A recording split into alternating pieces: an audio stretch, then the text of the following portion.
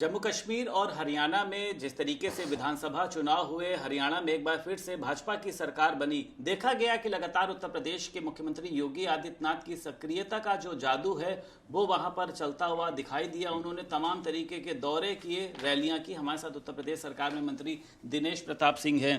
Sir, CM योगी ने भी बहुत मेहनत करी, उत्तर प्रदेश सरकार के तमाम मंत्रियों ने भी मेहनत करी और हरियाणा में आप जो है वो तीसरी बार अपनी सरकार बना पाए।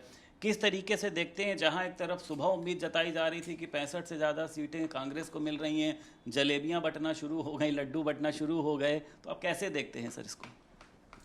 देखिए, उत्तर प्रदेश देश का सबसे बड़ा राज्य है और सबसे बड़े राज्य के मुख्यमंत्री आदरणीय योगी आदित्यनाथ जी हैं। उनकी सेवाएं लॉ एंड ऑर्डर के संबंध में, चाहे इन्वेस्टर समिट के माध्यम से डेवलपमेंट के बारे में हो, एक अच्छी इमेज है जिसका संदेश पूरे देश में है। और उन्होंने प्रचार किया पार्टी का, हरियाणा में भी, जम्मू कश्मीर में भी उसका लाभ मिला। और वहाँ पर सरकारें हरियाणा में हम बनाने में सफल हुए और जम्मू कश्मीर में भले ही सफल नहीं हुए, लेकिन इसमें कोई दो राय नहीं है कि ऐसी, इसको हम लोग तो सफलता ही मानते हैं। जिस राज्य में कोई वोट डालने निकलता ना हो और उस राज्य में 71% तक बूथों पर वोट पड़ जाए, तो ये लोकतंत्र की जीत है और लोकतंत्र में भरोसा रखने वाली भारतीय जनता पार्टी और भारत की सरकारों की उपलब्धि है।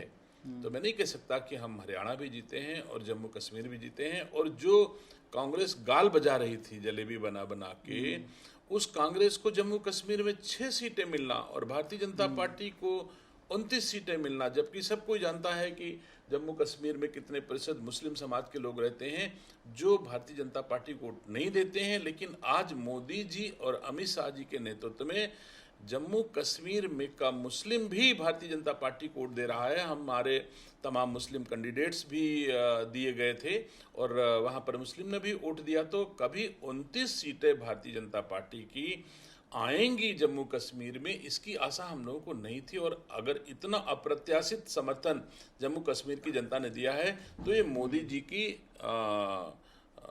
सबका साथ सबका विकास की ही अवधारणा के कारण है। सर, आपको लगता है कि हरियाणा में जो तीसरी बार भाजपा की हैट्रिक लगी है सर, इसमें आरएसएस का भी सर बहुत बड़ा साथ रहा है? मोहन भागवत वहां मौजूद रहे, लगभग 200 से ज़्यादा वहां पर बैठकें की। हालांकि उन्होंने ये नहीं कहा कि भाजपा को वोट दीजिए, आरएसएस ने ये कहा कि भाजपा क्यों ज़रूरी है।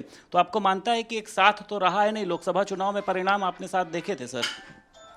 देखिए, वोट मांगे चाहे न मांगे, राष्ट्रीय स्वयं सेवक संघ का आशीर्वाद भारतीय जनता पार्टी के कार्यकर्ताओं के साथ रहता है। और वो राजनीतिक दल नहीं है राष्ट्रीय स्वयं सेवक संघ, लेकिन राष्ट्रीय स्वयं सेवक संघ की भावना के अनुरूप भारतीय जनता पार्टी का कार्यकर्ता काम करता है। इसलिए उनका आशीर्वाद हमेशा भारतीय जनता पार्टी के साथ रहता है। तो राष्ट्रीय स्वयं सेवक संघ, भारतीय जनता पार्टी और मोदी जी की नीतियां और अमित शाह जी की रणनीति, ये सब मिला करके निसंदेह लोगों ने आशीर्वाद दिया, समर्थन दिया और हमारी सरकार बनी। और कांग्रेस की विफलताएं, अहंकार, जो वोट पड़ने से पहले पूरे देश में चर्चा करते थे कि बस अब हम मुख्यमंत्री की शपथ लेने जा रहे हैं, ऐसा प्रोजेक्ट किया पूरे हिंदुस्तान में कि हरियाणा में यही मुख्यमंत्री होने जा रहे हैं और मुख्यमंत्री पद को लेकर के भी लड़ाई होने लगी, जलेबी बनने लगी, लड्डू बनने लगे लोगों के घर में। तो ये अहंकार का द्योतक है और वो लोग सुविधाभोगी घराना है जो अंदर खाली रहना है। एक यात्रा जरूर राहुल गांधी ने किया है, मैं कह सकता हूं उसका वो श्रम उन्होंने किया है। इसके अलावा पूरा परिवार सुविधाभोगी जीवन जीते हैं, वो श्रम नहीं कर सकते, जनता की सेवा के लिए कुछ नहीं कर सकते।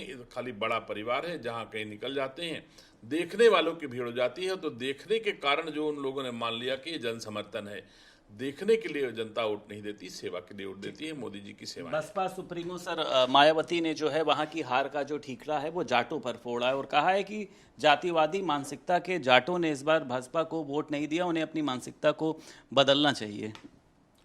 बहन जी बहुत वरिष्ठ नेता हैं, मैं उनके बारे में कुछ नहीं कहूँगा, लेकिन हम और हमारी पार्टी समझती है, जाति के आधार पर कोई भी दल भाजपा नहीं बन सकता। सबका साथ सबका विकास ही एक विषय है जिस पर जो है